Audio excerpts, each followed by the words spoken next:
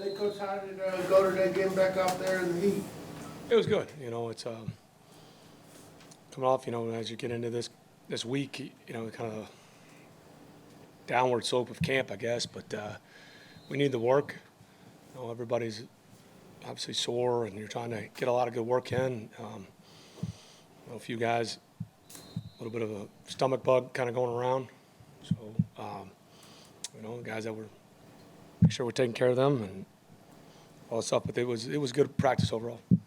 Getting in Blessed Austin is Yeah. a guy that helped with the depth there, quarterback. Yeah, absolutely. That's what it is. You got 90 guys, and thankfully we don't have to make any moves. It's different this year. We can carry 90 all the way through, and gives guys great opportunities. So sometimes it's unfortunate when somebody may get injured, and then there's an opportunity for another guy like Bless, who's been in the league. He, came in here and worked out, tried out in a mini camp, and we have some crossover with him with a couple of our coaches, and a guy like that's thankful to be here, just like Godwin. When he got in here, and we're excited to see him compete. Hey, Coach, Yes. speaking of the roster cut down in a couple of weeks, the new setup this year going from 90 all the way down. What are the benefits in your mind? Well, there's a lot of benefits. I don't know because a couple of years ago, it used to be like that, the multi-cuts. And then it got back to we carried 90 all the way through, and then it went back the last 2 years. And they voted on it again. So it does change a lot. So sometimes it's hard to keep up with. But, again, this is just one man's opinion. I think it's good for health and safety. What it does is it allows you, because what happens sometimes if you get in a camp and you're making cut downs, well, you got to limit your reps. A lot of times that hurts the back end guys. You just don't have enough, may not have enough guys that snap the ball, or you get short on wideouts, and then so it allows you to at least have enough depth. It gives guys more opportunities where you can keep the rep counts up and still manage other players. So I look at it as a real positive, as an opportunity, and even strategically about who's up on these preseason games. I think the more opportunities, especially with these younger guys, I think we've gotten a lot smarter in how we prepare for games, but I think there's some positions that you just need a ton of reps. You could make a very subjective argument that it's, hurts the quarterback development and O-line development. That's, I'm not saying I have all the, no, I'm not saying that at all. I'm not pontificating, but one person's opinion, we need that development, especially for those positions. So I think it's good for the game, so hopefully they can keep it. Arthur, in the continuing evolution of guys and cross-training guys, Jalen on the left side today, Hinton on that left side with him. I know he's been cross-training quite a bit, but you're giving an opportunity for a guy to get over to the other side too. Yeah, we're a couple of weeks from the regular season, and somebody needs to take that swing tackle spot. So there's a lot of ways you can logistically do it. And I think Jalen, he's had some good days at right tackle, but if you're going to be the third tackle, now you're getting into this, you have to have these contingency plans. You hope like hell you have the same 5, but that's usually not the reality. And you have 8 up on game day, and that is where another thing that's changed is you can dress a backup center only, but then you have to have a backup guard. That guard maybe could flip out the tackle, but it gives you a little more flexibility. In a day, everybody in this league is looking for tackles and a third tackle, so it's an opportunity for Jalen to go over there and see if he can play that other side as well. Coach, Bijan, you're going to use him. He's going to make his debut this week. What's your thinking on how he's just get him progressed through camp? Right, with all these guys, they all need to play at some point, and you're trying to play the long game too with getting the opportunities last week because he's going to play. We're not going to go crazy. We just need the reps. We need to get our bread and butter concepts in there, see him, see his tracks, and we're not going to sit there and show everything, but we need to execute well. So that's what you'll see, some of the basic stuff. Just get him going so he can feel speed, a little bit more speed than he's felt out there at practice, and get tackled and get him ready to go for September 10th. I know each thing is, I'm sorry, each step is a progression. Absolutely. OTAs to Sure. this, the preseason game. What's impressed you with this phase with Bijan in terms of what you see with him having the pads on? Yeah, there's a constant education that goes on because rookie year long. The NFL season's so long, and then any guys, these players will tell you. A lot of rookies. Drake says, "Hey, I didn't, you would say how long it was, but, they hit that November and they're like, holy hell. So, AK, you have these conversations and you try to build things in to play the long game with those guys, especially the guys you're going to count on early. So it's just, he's a very mature person for a guy that's had a lot thrown at him, a lot of hype, a lot of celebrity, whatever, and he's handled it really well, better than most people. So this is another step for him. We're not going to show everything with him. He just needs to get his feet wet. That's an analogy that still, I think that's appropriate to use, right? Okay. Some of my analogies become so outdated so quick. Some of my, I don't know. As far as, I think you guys initially, like a month ago, said maybe go practice in the afternoon this week and move to more of a short practice. We'll do that next week Maybe. because I felt we were in a good rhythm. The way we have our camp day structure, a lot of things we can do in the afternoon, a lot of situational stuff that allow you to practice corrections. And so if you go to the regular season schedule, great. We'll get in that rhythm a little more next week and then the week after that before the bye, Labor Day bye, whatever you want to call it. I just wasn't sure if it was like a heat related. Not necessarily. I mean, yesterday afternoon, you come in there and we weren't going in pads and we wanted to get work and knowing we were going to turn around in the morning.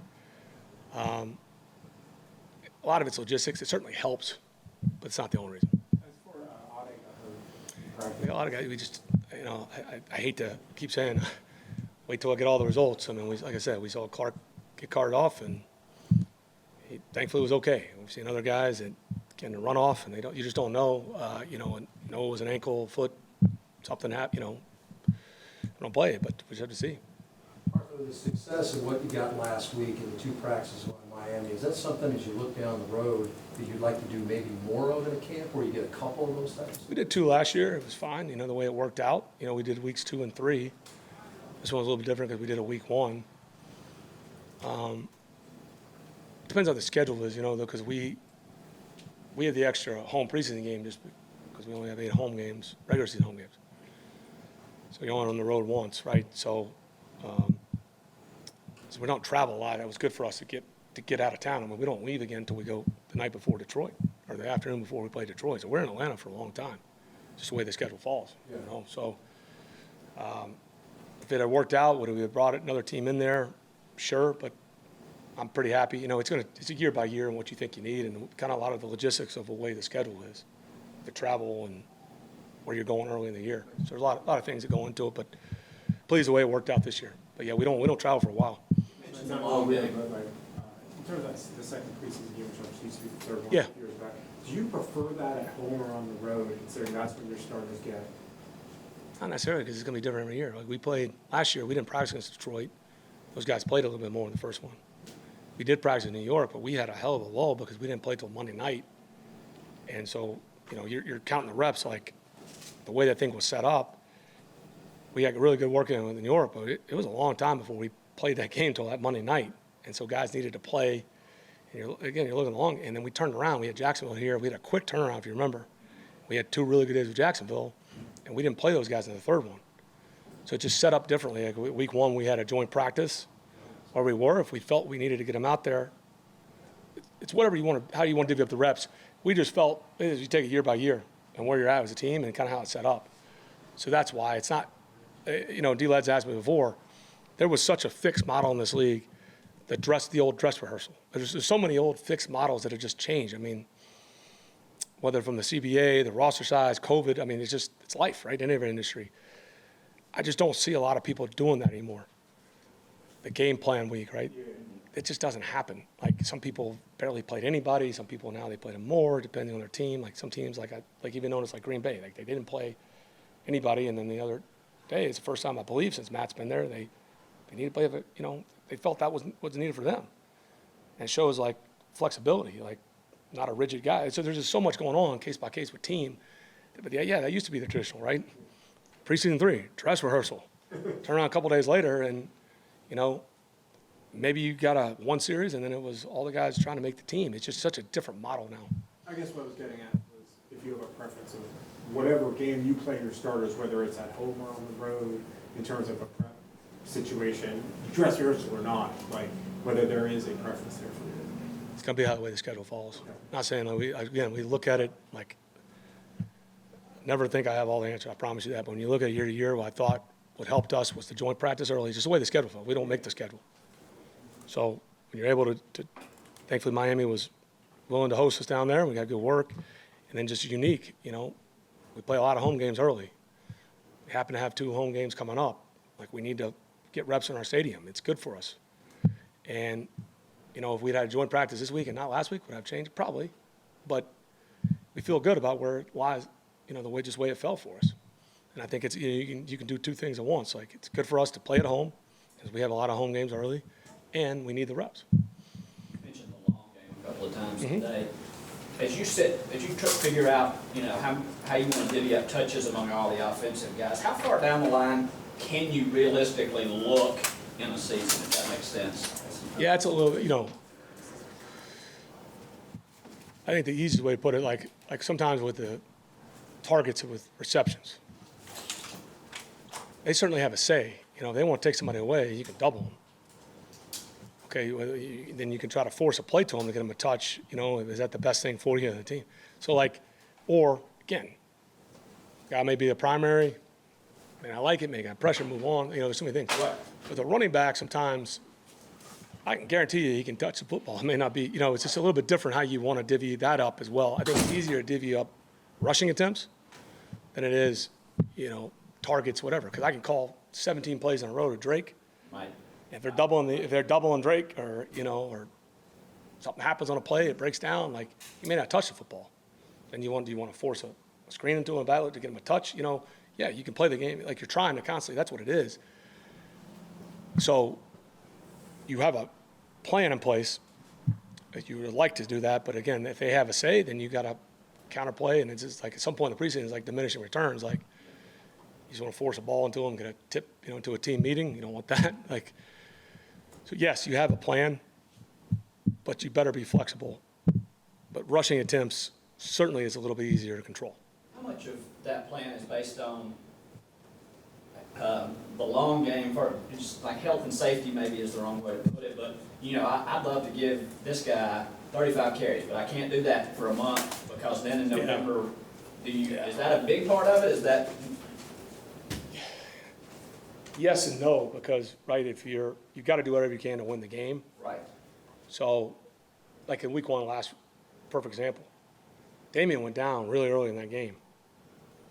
And so, even who we had up, and then, CP, then he had taken a lot more carries early on, and then just some of the logistical things that happen, you have to have your contingency plans on, and some of those are made, because Avery was in the running back room, but he was also, the returner. So we were heavy on offense, and you don't want to limit some of the defense. Those are the games you play, and then also you have to have a contingency. It's a perfect example of that.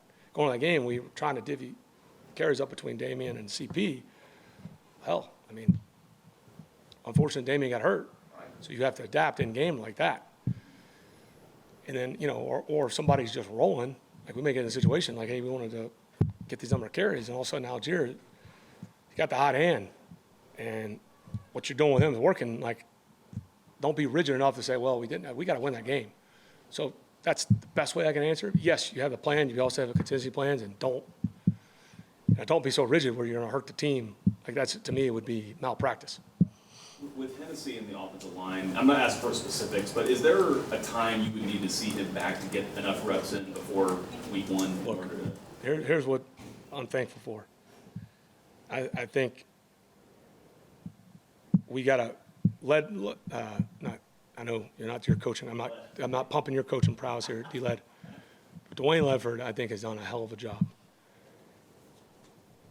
We feel so good about. There is so much good competition going on with our offensive line right now that it's unfortunate with Henny, and it is. But you guys have saw like Newsel, guy that's been in our program, is developing. He's got to watch it now. He's going to become some celebrity because he was mic'd up. We got to make sure we got to keep him humble. Right. But there's so many other guys like Kyle Hinton and and Mayfield and Shafe and Javon, like a lot of good stuff going on. It's unfortunate. So there's so many decisions that are going to have to be made, and it'll play itself out. It's unfortunate with Henny, again, you know, with Drew's having a good camp, and you hope to get him back. You like to have everybody, but we feel really good about where our depth's at. With Drew, was it the stomach bug? Was that what you were alluding to yesterday with him? There's a couple things, again, not to be too grave. I don't know, hip or not. You know, like Dez wasn't feeling good today. So I thought there was a time after 7:07, again, you got to take everything serious, and then you're just watching it, and we would never like somebody out there to be a detriment to their health.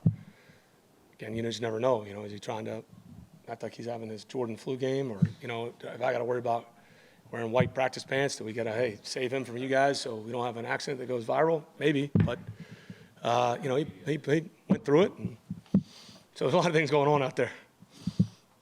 I get in trouble for saying that? All right, thank you, guys. Thanks, Arthur.